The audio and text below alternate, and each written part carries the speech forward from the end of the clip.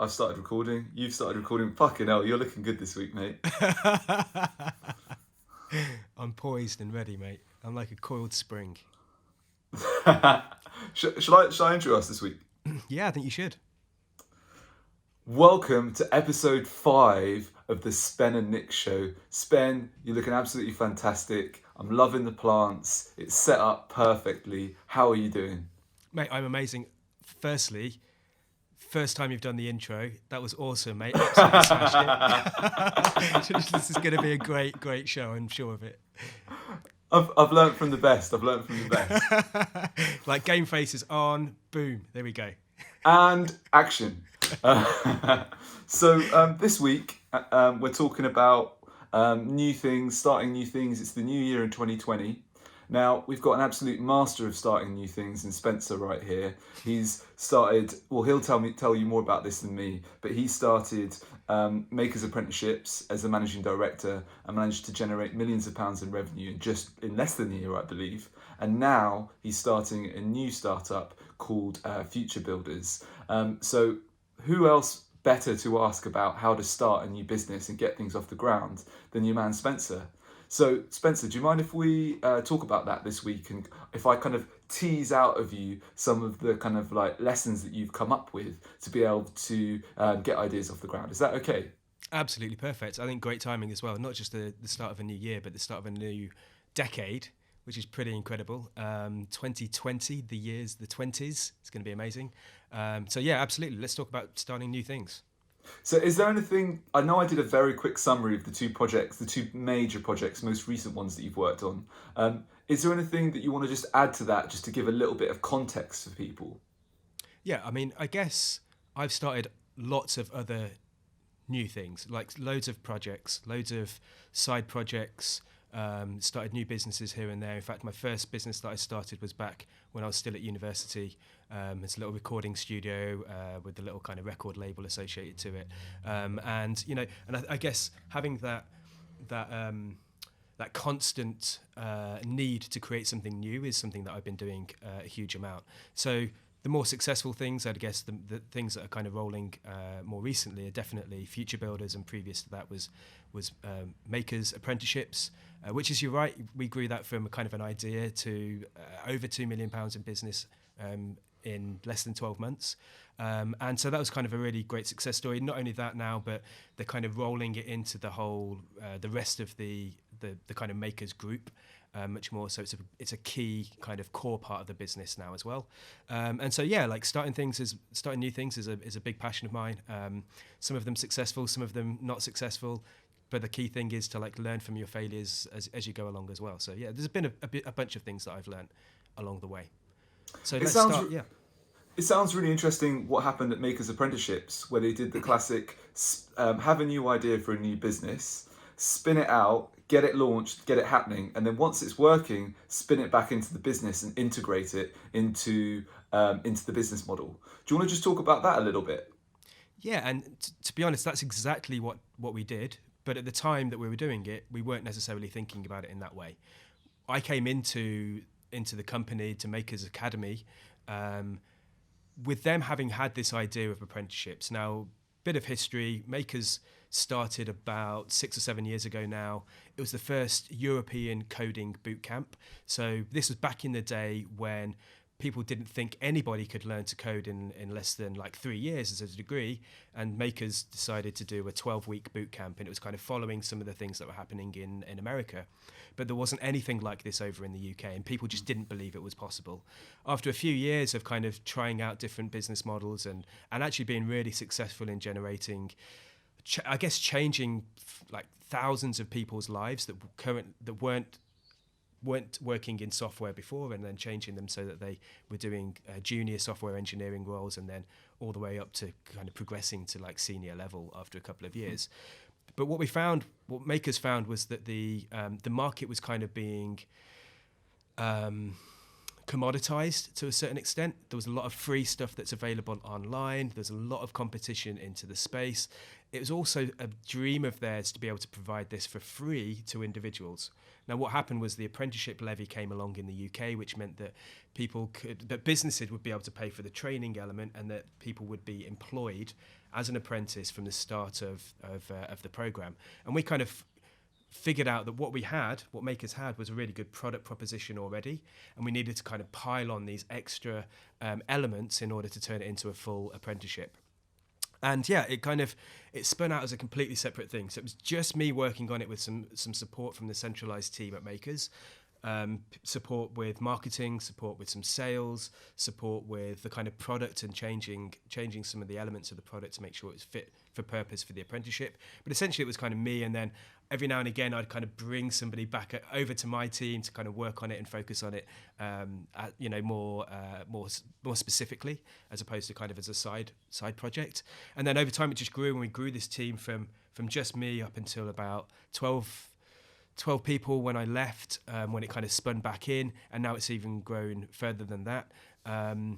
And like at the time we didn't think it was going to be like a spin in, spin out type innovation. I always came in thinking this was going to be a completely separate entity, a separate business, something that was going to exist in its own right. But of course things change, and like the pattern of working changes, and the team structure changed, and there's a lot of complexity in the way that we originally started it.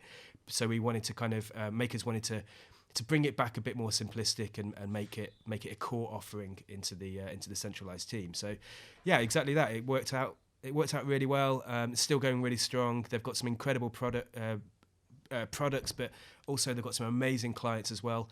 My kind of swan song, if you like, a bit of that was winning Google as a client right at the end. So we now have, or Makers have, apprentices that are working in Google.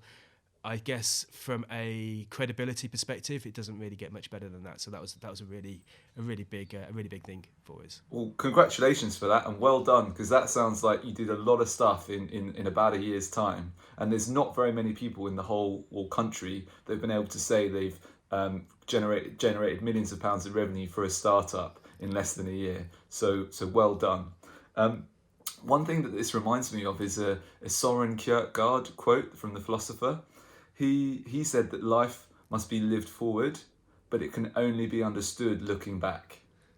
And so this kind of reminds me a little bit of the whole spin in, spin out, and you didn't know that was what it was while you were doing it, but then looking back, that's what it was. But also I'd like to take that quote and reflect on it a little bit, in the sense that now we've got this chance to look back at it. What are the key learnings that you've got from that process that you would share with us?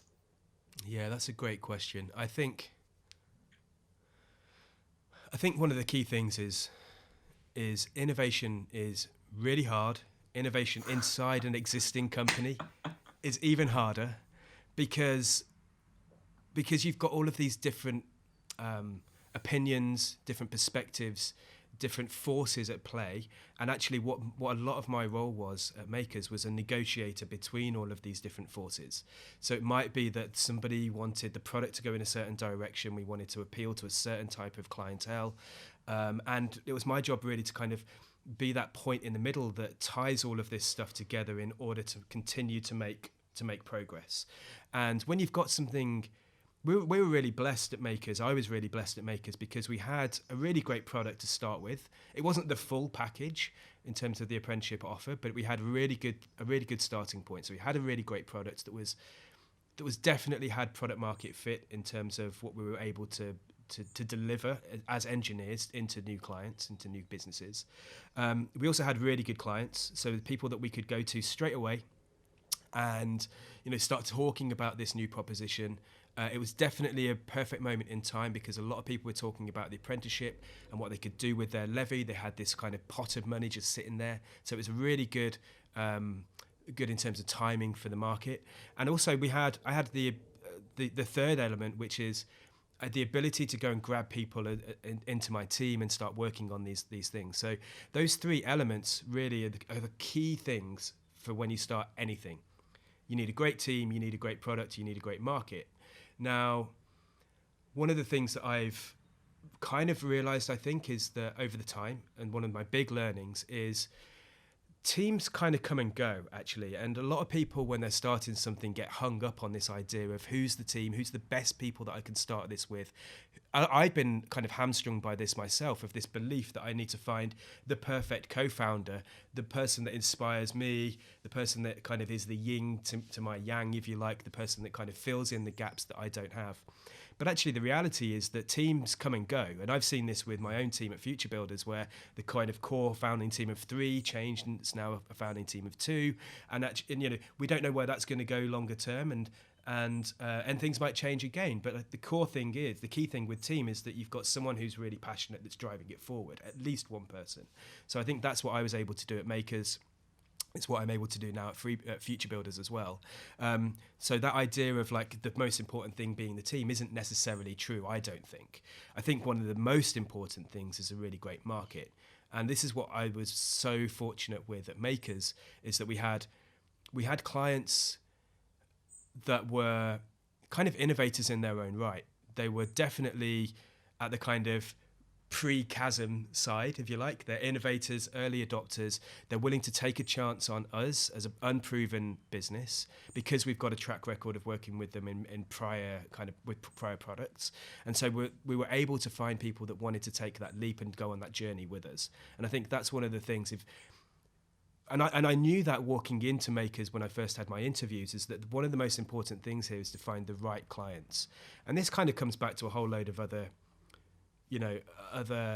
things that we talk about, the 1,000 true fans.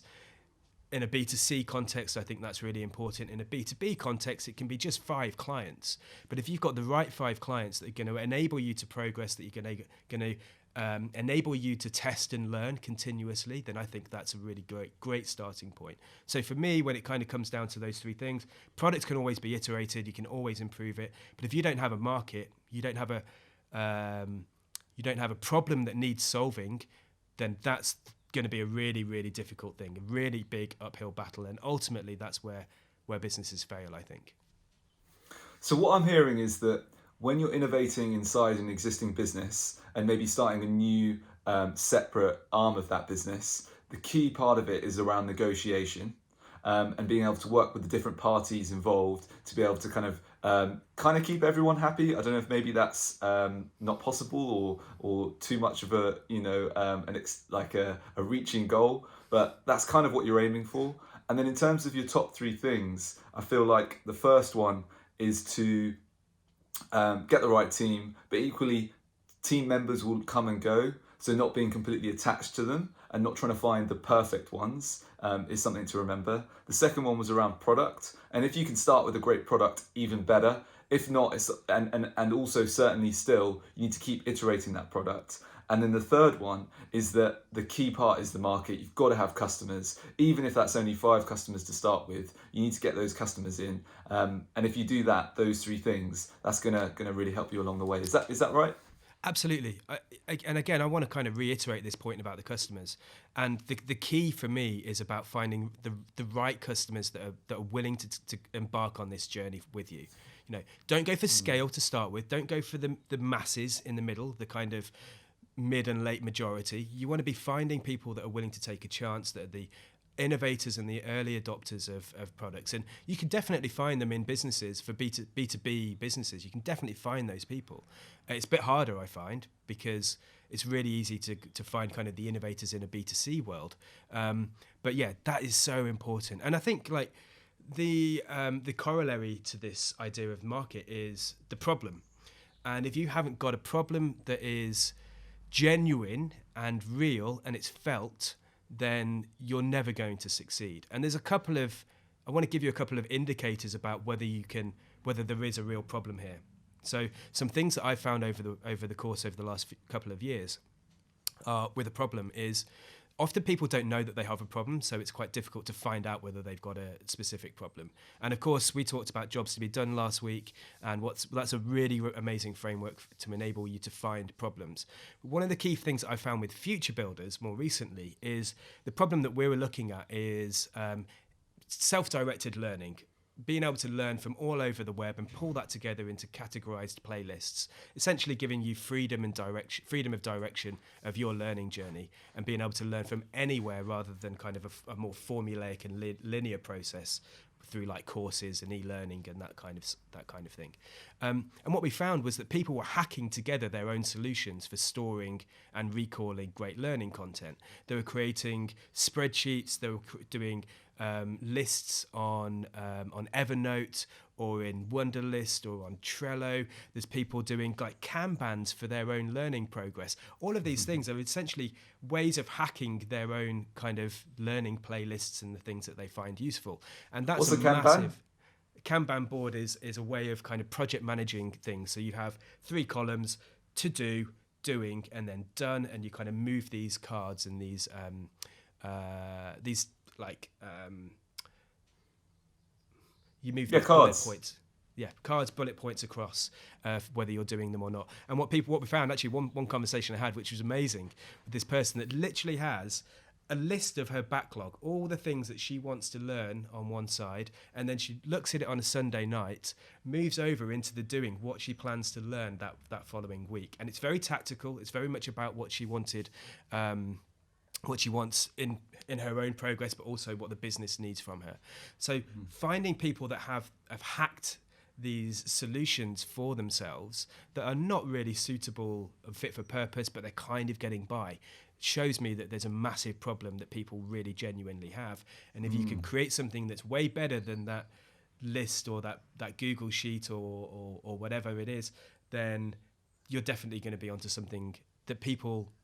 It's definitely a good indicator that you have a product that people need because there's a problem.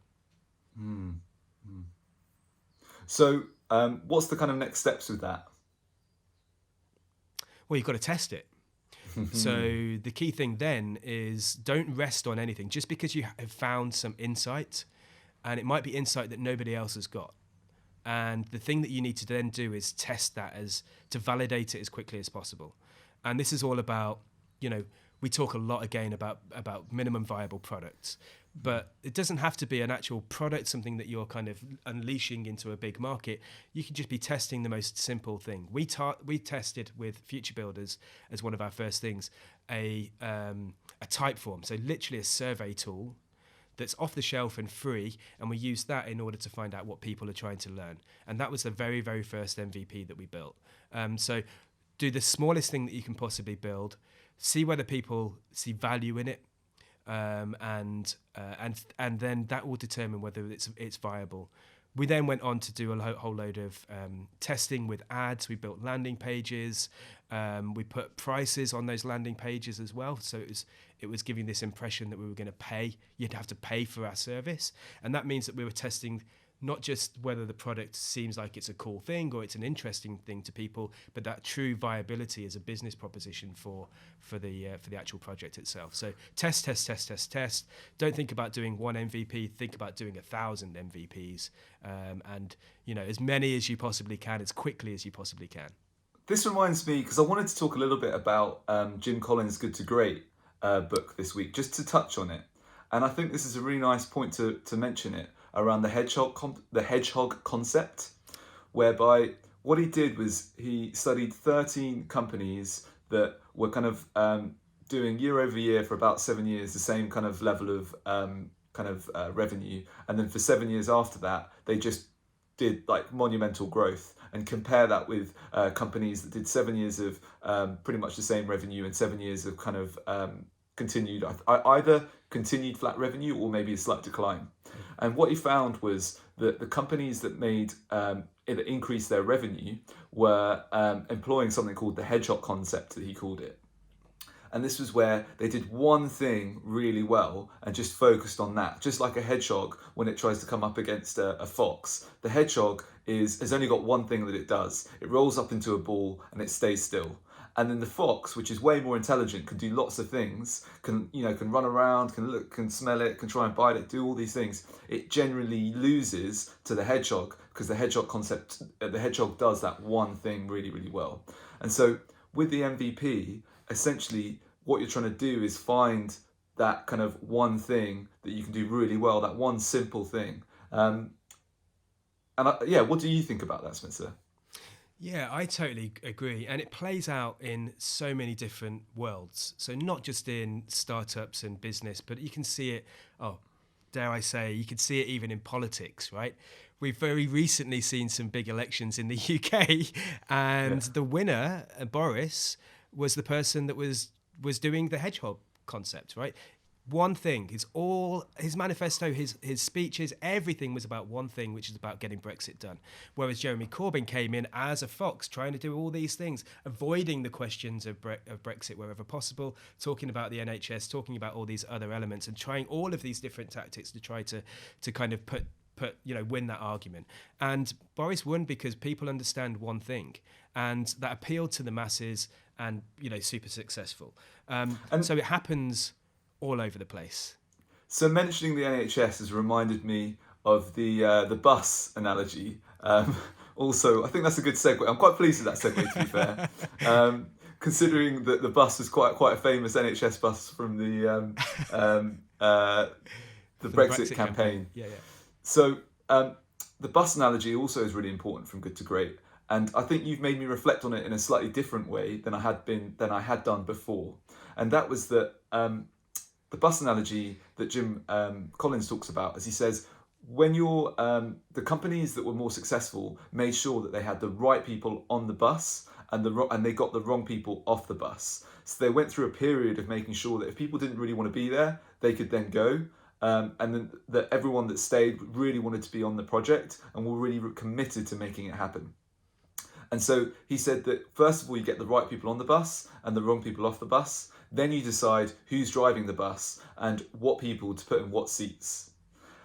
And I love that analogy, and I think that's a really important thing to do because it's so difficult starting companies when you've got people that just like don't want to be there really, or even when you're trying to innovate in companies where they're not really aligned with the purpose and they're just causing friction. So that's a really important thing to do, I think. But also, I think in the context of what you said, is that team members will move on. And so it's not necessarily about finding the perfect people to fit on the bus. It's about finding the right people for that moment to be on the bus. And so I think that gives the analogy some flexibility that I hadn't seen in it before. Yeah, I think that's really good. And just to extend that analogy, it's almost like having a hop on, hop off bus, right? And so you've got the key people that you need exactly at that time, exactly at that point for the problem that you're trying to solve. You need the right people on there. And if you've got the right people, they will flex and they'll mold to do the work that's needed to be done. So yeah, I think I love that analogy. I think it's something that I've thought about a huge amount, getting the right people onto the bus. It's definitely all about building your team, but actually having that approach of being quite flexible and understanding that things are going to change, that roles will change, that the jobs that people do will change, that even the people on the bus will change, and the people because no one's static themselves, right? Everyone kind of goes through different periods, different processes. The whole idea of passion is something which is in constant flux with anyone. So I disagree with this idea of finding your passion necessarily because I think passions change constantly. Your passion at a particular point in time is what's important. I think your overall purpose is a different thing, and I think that's something which is well worth investigating. But passions kind of come and go much more. So I think absolutely have that flexibility of getting the right people on the bus, but understand that it's going to be a hop on, hop off bus, and that it's okay for things to change. I think a critical thing when you do have that approach is that you don't have one person that is the bus. You don't have a bus factor of one, and it's a different bus, right? This is the idea that if someone gets run down by a bus, God forbid, that all of the progress of that company would then stop. You can't have one person being such a key person that everything else stops just because that person isn't able to kind of continue for something. So you've got to have that flexibility in other people that can step in to different roles whenever possible. And it just reminds me as well, just one point around, I believe that a lot of people think that passion precedes capability. So you're passionate about something and then you get good at it. But actually, I think it's the other way around, or it can be the other way around a lot of the time, whereby your capability precedes passion. You get good at something and then you become passionate about it. I remember that I was spending days on Excel and I was not very good at it. But then I slowly got better and better and was able to make much more complicated spreadsheets. And then all of a sudden I started getting really passionate about it and being inspired by other people's spreadsheets and like taking things from them and kind of trying to implement them in my own. And I think that's a huge part of it as well, that maybe passion is something that comes with time, and so it doesn't mean that everyone has to be passionate about it straight away, because it's something that can come along as the journey goes. Yeah, fascinating that you were so passionate about Excel. Quick bit of, quick bit of. I think an interesting data point is that apparently I heard this yesterday, literally yesterday, that the most endorsed skill on LinkedIn, where you put like I have these skills, the most endorsed skill is actually Excel skills. So, I mean, amazing that that's the case. They're absolutely vital. They're vital. I wish I'd been taught them more at university because it saved me so many times in my career. I think it's really important. Yeah. I want to come back really quickly, if you don't mind, to the first good to great concept that you talked about, the Hedgehog Concept, because I think this is something I want to kind of almost triple underline. And for me, because I think it's something which people might struggle to grapple with as well. The idea of having one concept, one idea, your hedgehog thing, is not that you fall in love with your product, that you only have one product that you go to market with. The idea for me is that the hedgehog concept is the problem you're trying to solve. It's the vision at the top of the triangle. It's the vision which doesn't change. That's the one thing that you do. The strategy of how you fulfill that vision and the tactics and the products and those kind of things that you build in order to successfully solve that problem for people can change. They can be the things that you experiment, but your core vision, the thing that you're trying to solve, is a thing that you can't change, and that for me is what your hedgehog concept is. I don't know whether you entirely agree with that, but I'm kind of interested for you to think about it. I don't know. I love how you've extended it, and I would love to hear what Jim Collins would say about it, and it'd be pretty cool if we could get him on the podcast too. Oh, that'd be amazing. We should definitely. That would be pretty cool, right? I think we've just extended two of Jim Collins's concepts, which are like two of the most important things for building great companies. It'd be great to hear what he thinks. Extended or bastardized, but, It's a fine line. All right, well, should we wrap it up there, Spencer? I think that's a good place to wrap. Brilliant. Well, thanks everyone for listening. This has been episode 5 of the Spen and Nick Show. Like, subscribe on all the good podcast channels on YouTube, and we hope to see you next time. Perfect.